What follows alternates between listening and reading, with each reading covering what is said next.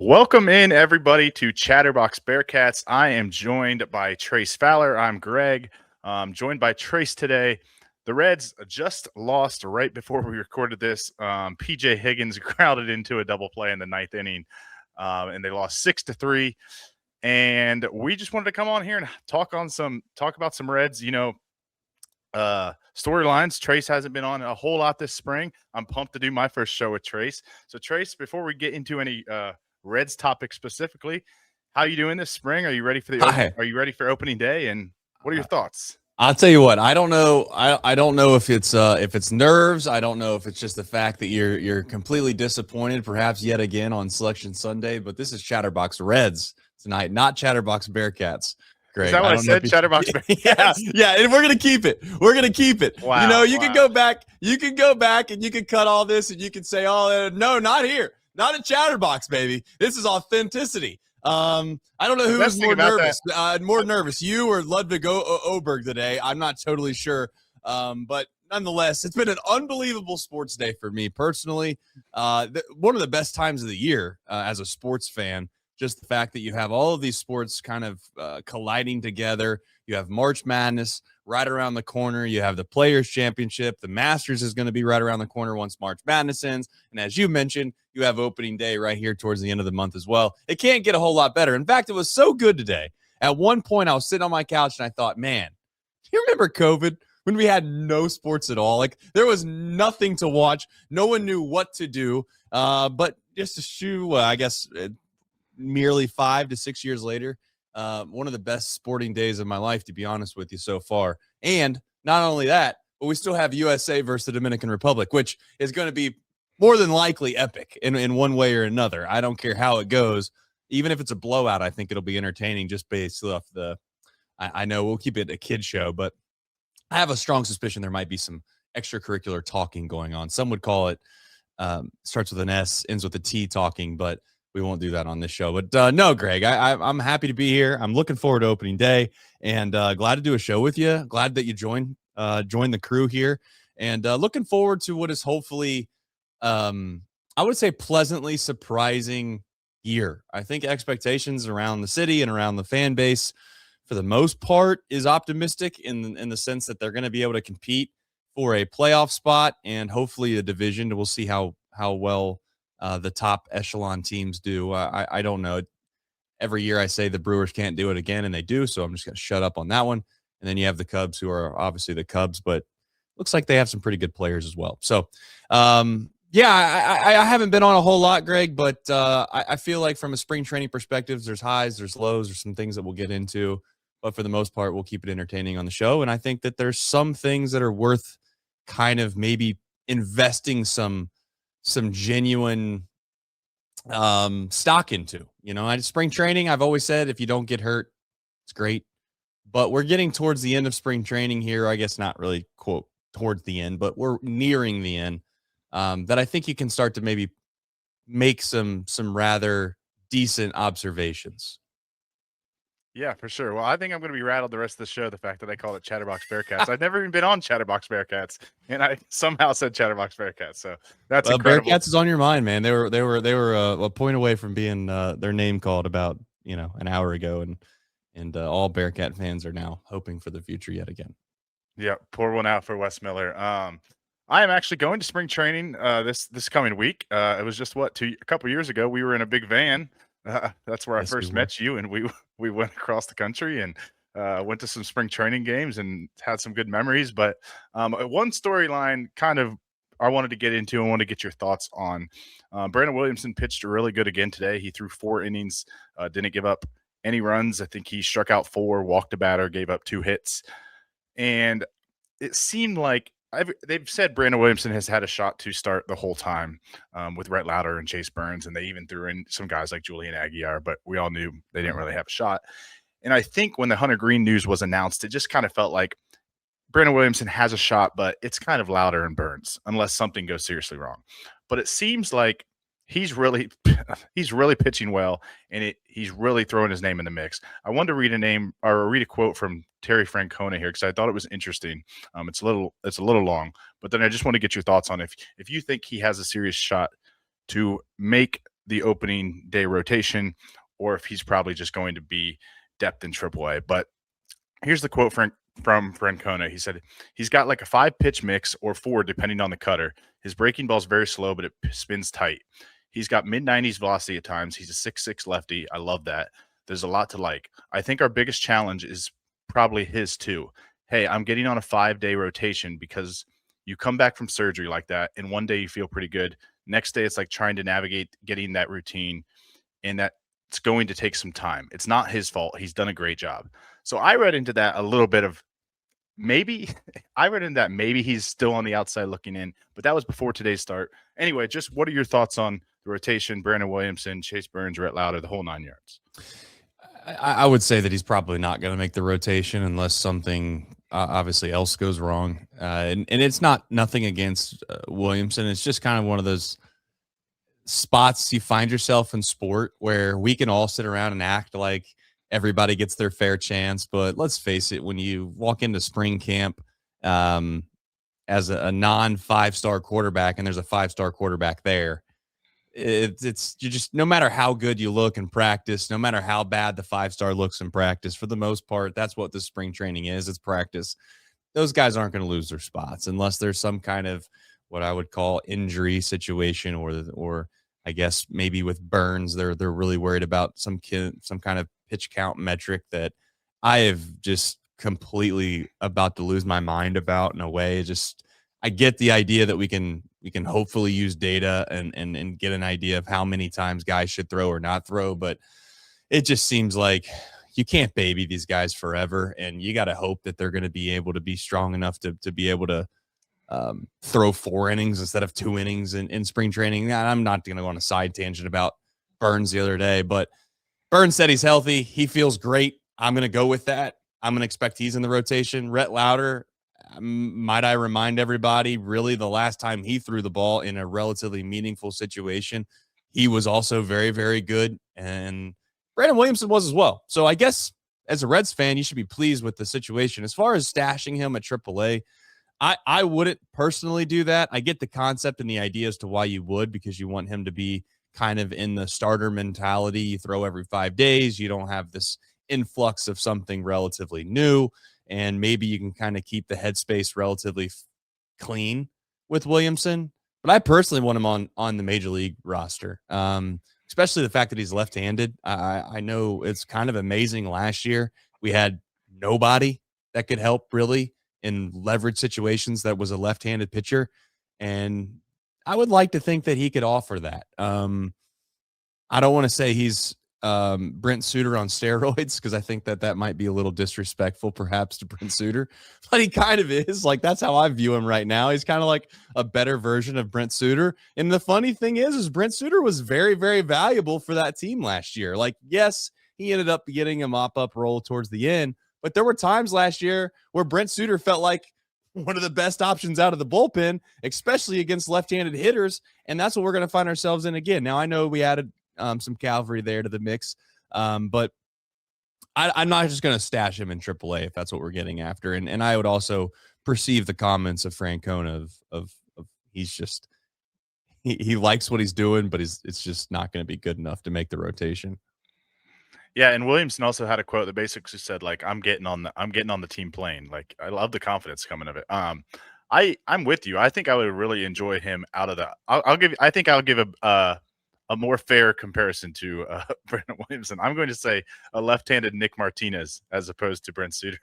And I'm just going to say I really liked the swing role that Nick Martinez was in, of like, hey, he can give you 2 to 3 innings out of the bullpen. Like, I think that's, especially with how much we're trying to conserve guys' arms. I mean, Tony Santillan and Pagan threw like 80 games last year.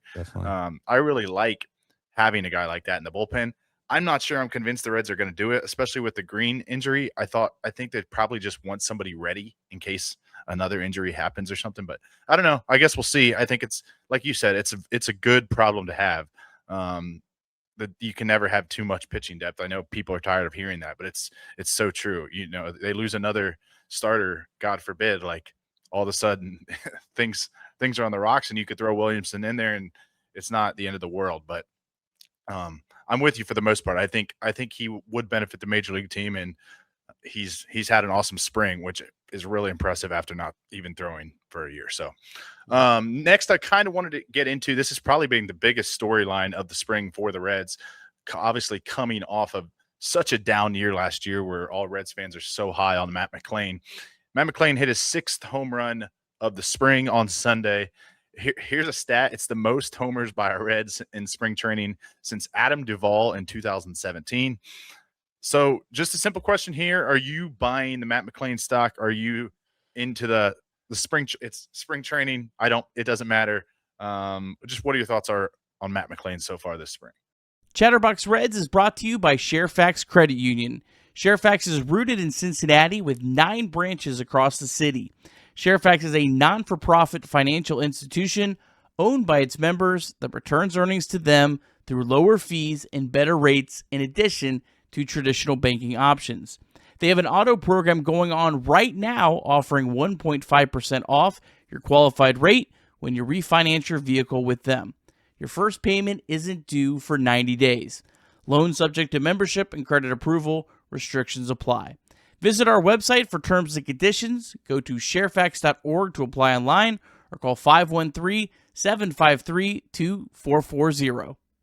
If knee pain or shoulder pain is slowing you down or your performance on the golf course, the pickleball court, or even in the gym, talk to the care team at QC Kinetics Cincinnati about regenerative medicine options. You can learn more at qckinetics.com or call 513-655-3356.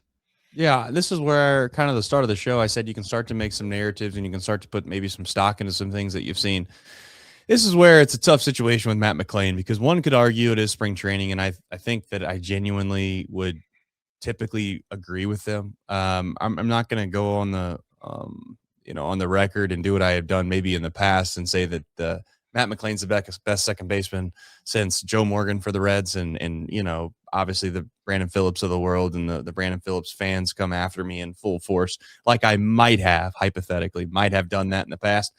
I've loved Matt McLain and what he kind of looks like from just a traditional baseball player standpoint, and hopefully some can make sense of that. Just when you watch him play, right when he came up, I thought this dude's a gamer. I mean, he just is a gamer. He makes plays. He finds a way to help your team win, and he absolutely was one of the best players, and one of the only reasons, really, I would say, that the Reds even got a sign of life in 2023. Now, that's a long time ago at this point, but it doesn't seem like that long ago as Reds fans when Ellie and Hilm ultimately came up and helped them kind of spur on what was a late season push to maybe make the playoffs. I just want a healthy version of Matt McLain, and I think that is a positive win player. I think it's a guy that you are looking forward to having on the lineup every single day versus what we'd had in the past, right? And what I mean by that is you see Matt McLain's name in the lineup last year, and at times you just kind of squinted and you just weren't overly thrilled about it. You didn't think that it was ultimately going to help your team win. And I'm starting to hope that this sign of spring training isn't whether or not Matt McLain can be a Major League Baseball player. He's already proved that. Like that's what I mean, we can get past this idea of, is he good enough to play in the big leagues or is he not? He's showcased for a long enough period of time in 2023, in my opinion, that he has the skill set and the talent to do it. Then all of a sudden last year, you have to ask yourself, well, what happened?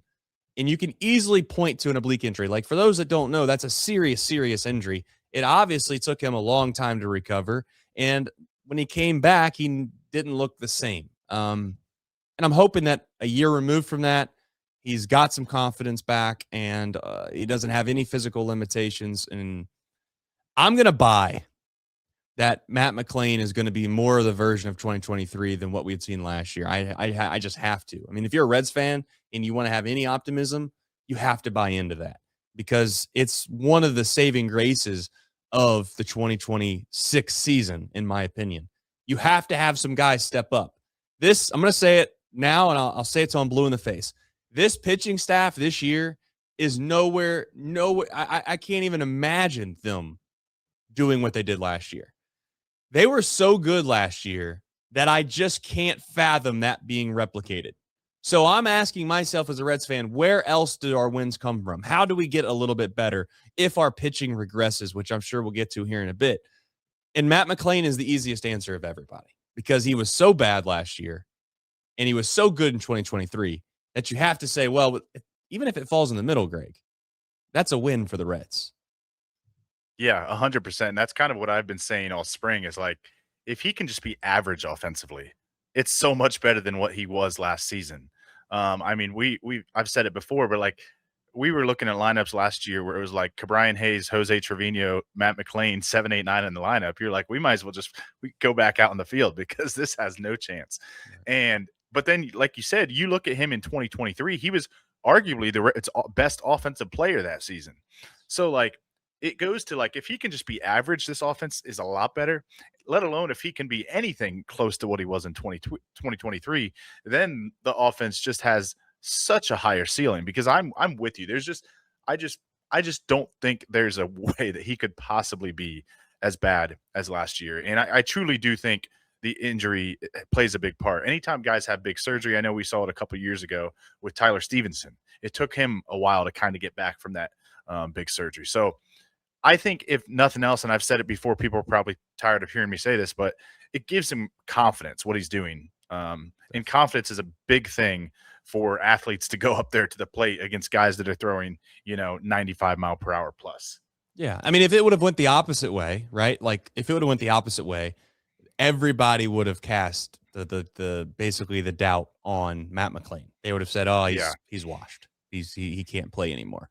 If he was having a bad spring, but it's been quite the opposite. And if nothing else, I think it gives him as goofy as it is, spring training for the most part, everybody agrees is really hard to put a lot of stock into. But the one thing that I think that this spring actually has done for Matt is it's given him a long leash.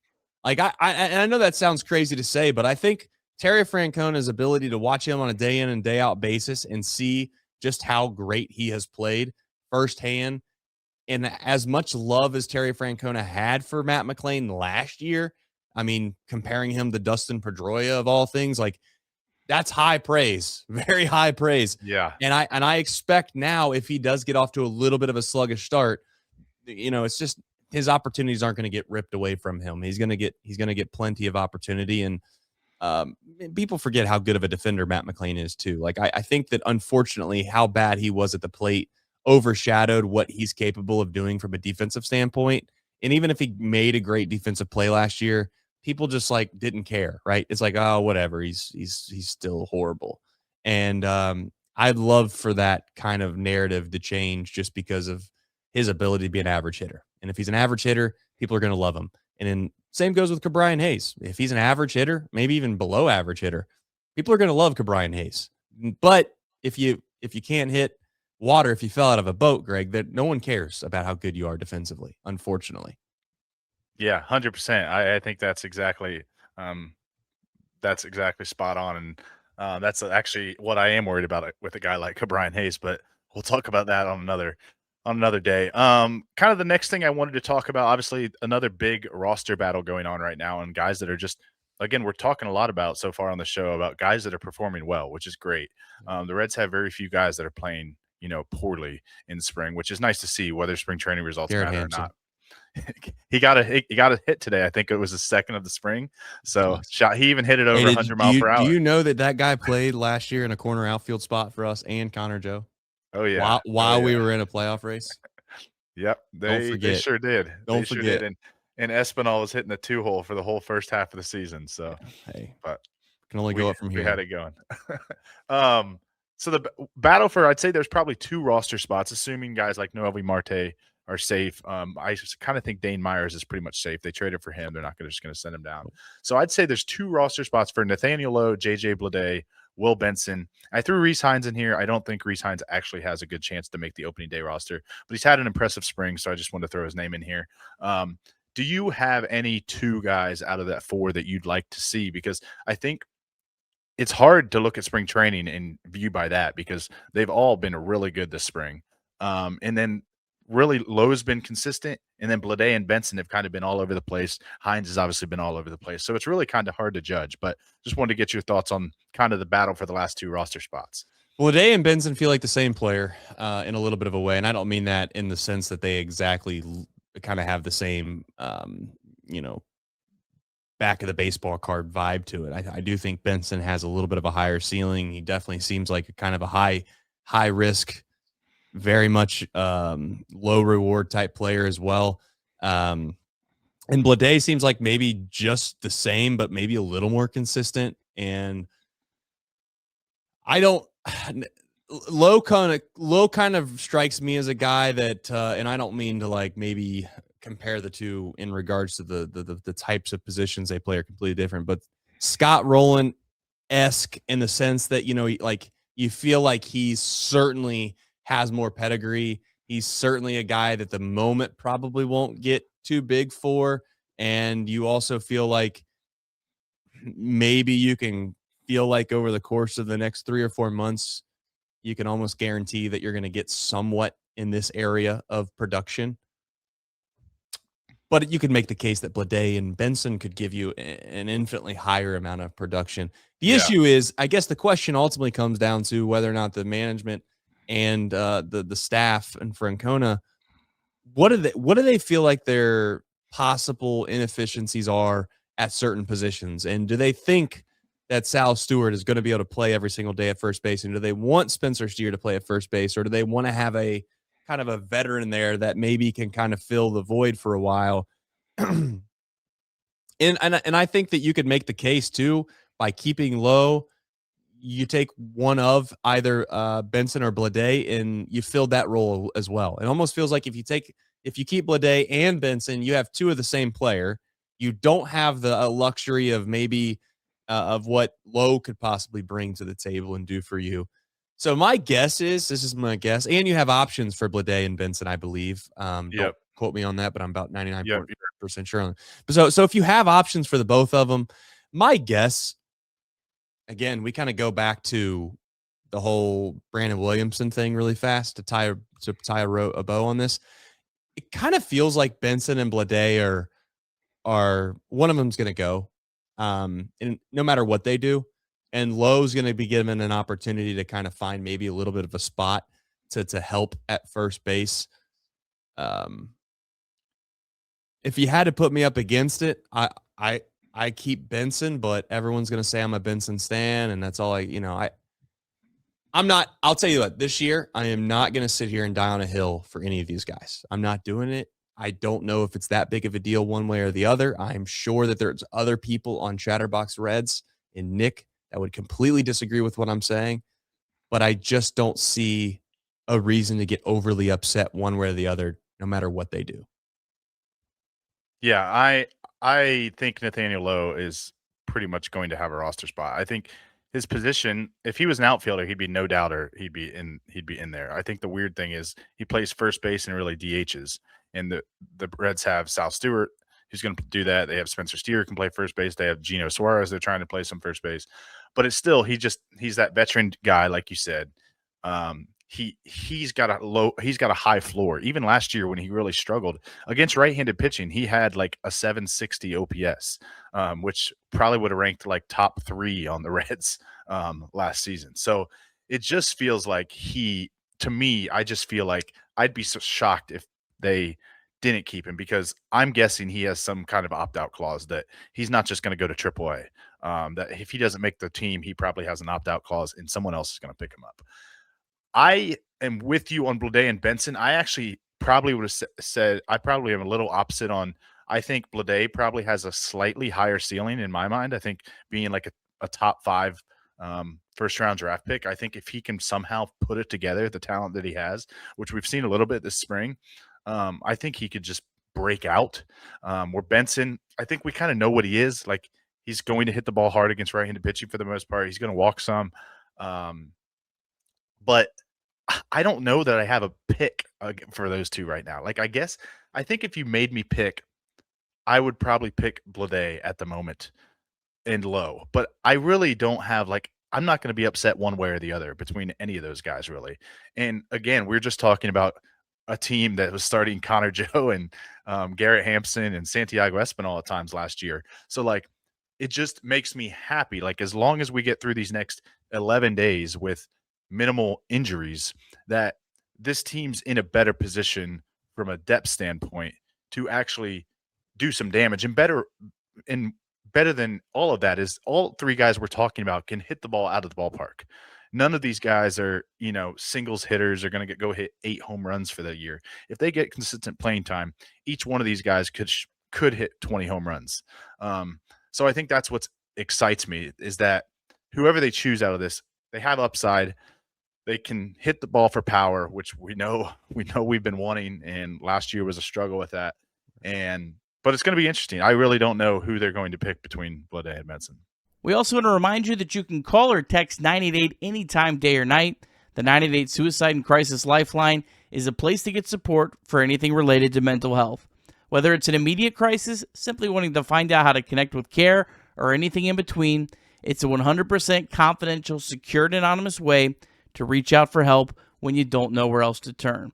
To connect, call or text 988 or visit mantherapy.org to get help. It's okay not to be okay. Our friends over at Ulta Fiber are giving away 2 tickets to the College Basketball National Championship game on April 6th in Indianapolis. You can check out either Chatterbox Sports or Ulta Fiber on social media for details how to enter. Good luck. Well, the biggest question I'd have, and listen, Spencer Steer, it'd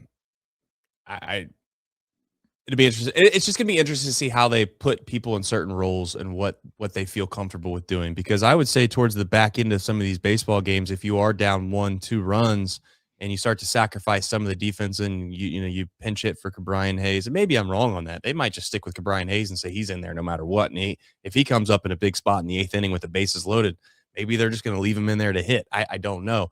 But one thing that will be interesting to see is if Sal Stewart has the ability to move over to other positions, because it's always been floated out there that he could do it or he might do it, but I've yet to really know if they're committed to doing that. That's kind of the wild card in all of this, in my opinion, is what do the Reds decide to do when they're down a few runs late in baseball games and they feel like they need to push offense? Because if they're comfortable with Sal Stewart to move positions or moving positions, I'd make the case that Lowe's another great option, because you could pinch hit Lowe, shift him over to first base. Then you could move Sal Stewart over to another position, whether that be third base, or even, it sounds crazy right now because of the way that Matt McLain's played spring training, but you could make the case that if you feel more comfortable with him going to second base and maybe McLain going to third, then it kind of becomes a little bit crazy. It looks like almost like you're playing Little League where you're moving guys all over the place all the time. But I guess that's the beautiful thing with some of the position flexibility that these guys currently present. I don't know. It'll be interesting to see how it all goes down. I know that at the moment, Ellie is the shortstop, and he's 100% the shortstop. But if Matt McLain continues to play really, really well, do they put McLain at shortstop in certain positions and then move Ellie over to third base just in tight situations? I don't know. I know that sounds crazy right now, but I'm throwing out hypotheticals of just the ability to mix and match around the lineup and try to give yourself the best chance in the last 2 innings to get a couple runs on the board. And that's where I would argue Lowe being on the roster, in my opinion, might be more beneficial than keeping Bleday and Benson, because those 2 guys kind of are the same player. But you still have Spencer Steer there as well. So it's like, I don't know. I mean, I guess it's a good problem to have when you have a bunch of options you feel confident in, but I just don't know yet how confident the Reds are in some of the defensive flexibility that they currently act as if they do have. Yeah, the last thing I'll say on this, and then we can go to the last topic, but I think it does excite me to think about like an infield on days where if they are comfortable with sitting Cabrian Hayes every once in a while, like Nathaniel Lowe playing first base, Matt McLain playing second base, Ellie shortstop, either Gino or Sal at third. It doesn't matter which one, and the other one DH. Right. Like it feels like that's a pretty strong infield when you're replacing either Gino or Sal with instead of Cabrian Hayes. Again, we just talked about power. Those are 5 guys that can hit the ball out of the ballpark, which is exciting. So I do think it adds some flexibility for sure. It's just going to it's just kind of so unique. I don't want to say crazy, but it does seem kind of crazy that the Reds went all in on Cabrian Hayes and paid him the amount of money that it was going to take, and they brought him over when they had a guy literally on the cusp of Major League Baseball that plays third base. That is Sal Stewart, right? Like I'm not trying to play revisionist theory. I'm not trying to like go toxic trace on everybody, but let's there will be multiple tweets this year. I can guarantee you that the Reds are spending $50 million this year at third base. And by the way, none of them are playing third base. Like I'm not an idiot to think that. And I know that exists, right? Like the fact that you have Candelario and you have Ke'Bryan Hayes both getting paid the amount of money that they're getting paid. And there's a chance in the 8th and 9th inning that you could make the argument that all of that money is we don't want either one of those guys in the game. Again, that's a little toxic. I know. I'll reel it back, but I'm just saying that seems like a very, very valid question that might come up this year.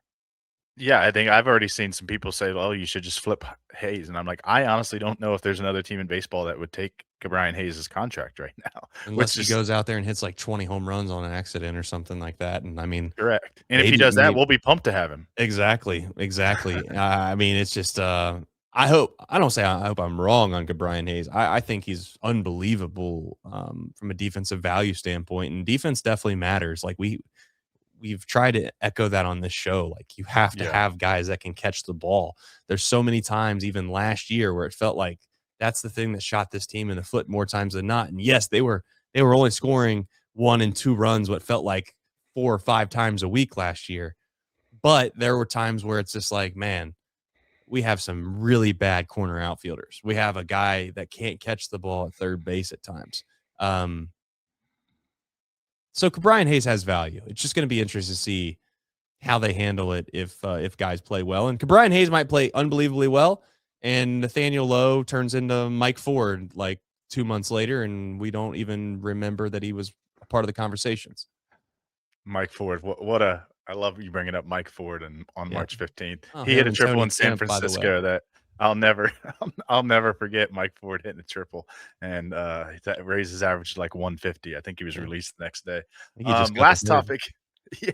Last topic I just wanted to hit on, and we can be quick with this one, but Andrew Abbott struggled a little bit this spring. Guys like Connor Phillips, Graham Ashcraft has struggled this spring. And we've talked a little bit about what matters, what doesn't. What do you take on pitchers struggling in the spring? Abbott's had a couple quotes already that have kind of said like, "Oh, I need to stop working on stuff now and go get it," which kind of tells you their pitchers are always kind of working on stuff, and you really don't know what they're working on or how much they're grinding like they are on the regular season. So it's really hard to tell. But I just want to get your thoughts on pitching so far this spring.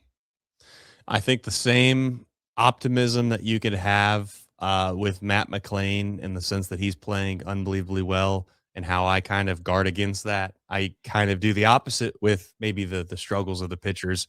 There's a little bit of cause for concern, slightly. And the only real reason I even have a slight concern with Andrew Abbott is just because of all the analytic community that has kind of pounded in my head over the last few years that he's just not as good as he's showcased himself to be. Yet he continues to go out there and throw the ball pretty damn good. I don't know, man. The stats are the stats, but at the end of the day, I would not put a whole lot of stock into it quite yet. And the good news is that if he struggles, I mean, he goes out and has 2 or 3 or 4 bad starts, then, I mean, we can sit there and make the case that there's somebody waiting in the balance that can maybe pick it up until he figures it out.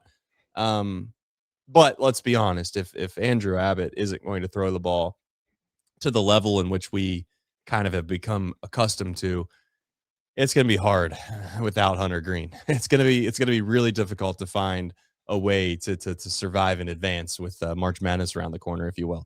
So I expect and have high hopes that he's just working on things and things will pan out. In regards to the other guys, it's a dime a dozen with those guys. I'm not trying to be a jerk, but it's just those guys aren't near the level of expectations that I have as I do with Andrew Abbott. And Connor Phillips was a pleasant surprise. Don't get me wrong. Great addition to the bullpen last year, and certainly was a key force towards the back end of last year of being able to help this kind of leaking oil pen.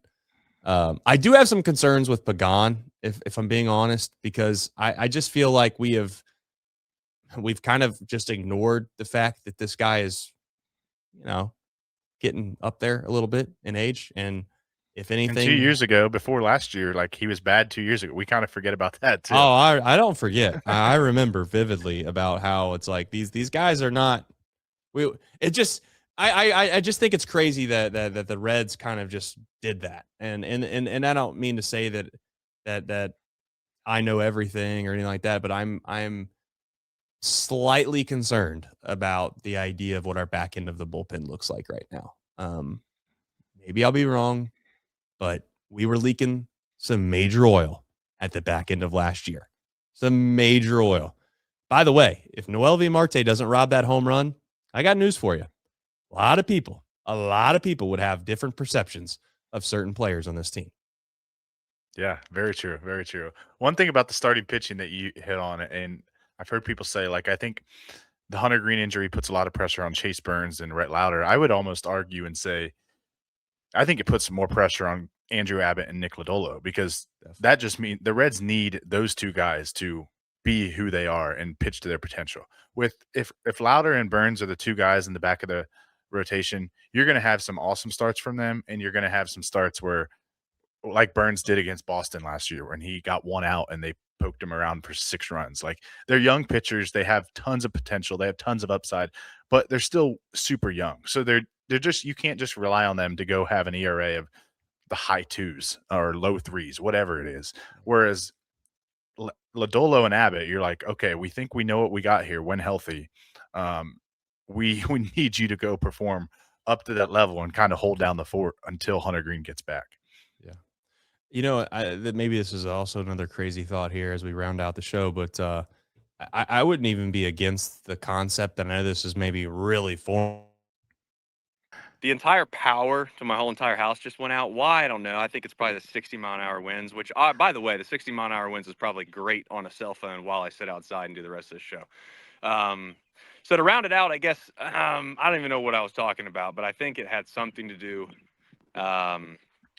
We were talking about Abbott and Lodolo, Yeah. kind of the pressure being on those guys. And I was going to say, I'm not totally against the idea that Williamson could possibly make a start for some of the younger guys every so often too, if they have to like maybe load manage a little bit with those two.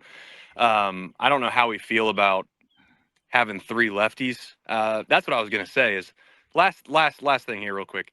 If we go into a series where the opposing team has a huge disadvantage with left-handers pitching, I would love to use that to our advantage and have Williamson as a swing man. And I know it sounds even crazier, but like Burns has come out of the bullpen before, and I know people are gonna be like, "This is crazy. You can't make him go back and forth, back and forth." I'd like to see how long we feel comfortable with maybe trying to do that. But it's food for thought. And I know people can say, well, I almost like, do we baby these guys too much sometimes? That's what I'm asking myself. Like, do we baby them too much?